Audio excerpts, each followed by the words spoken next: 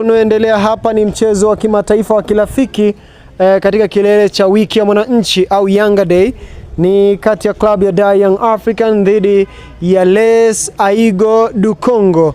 Yes, ni moja ya timu kutokea katika taifa la DRC Congo inakutana na timu kutokea katika jiji la Dar es Salaam Tanzania. Hapa tukitaja Dar Young African. Ni moja mechi kubwa kabisa ya kimataifa ambayo inakutanisha miamba hawa wawili, Yanga Sports Club dhidi ya Les Aigo du Congo, na mchezo unaochezwa katika uwanja wa Uhuru, uwanja unaopatikana katika mji wa jiji la Dar es Salaam Tanzania. Mchezo ambao umeanza dakika chache ambazo zimepita. Ni moja ya mechi kubwa zaidi ya kimataifa ya kirafiki, Yanga wakiwa wamefanya kilele cha wiki ya mwananchi na kutamatisha kwa mchezo mkubwa. Tumeshuhudia utambulisho wa wachezaji mbalimbali akina Peter Sharurire na wale wote ambao wamesajiliwa katika kipindi cha usajili cha msimu 2026 2027, lakini jambo kubwa zaidi ni huu mchezo na namna timu ambavyo zinacheza hapa, tukimaanisha timu zote mbili, upande wa club ya Dar Young African lakini pia na upande wa Les Aigo du Congo, timu kutokea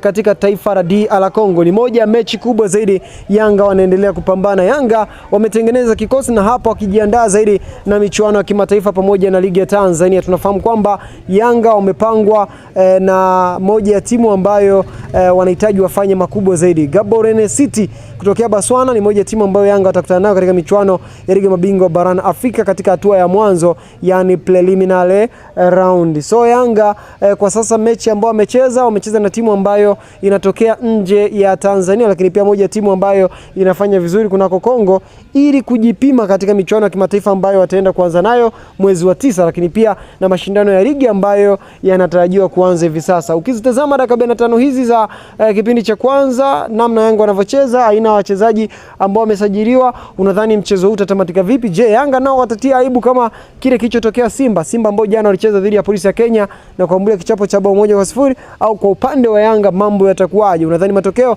ya timu hii itakuwa vipi? Basi unaweza kushare katika upande wa comment section. Tukutane wakati ujao panapo majaliwa. Asante.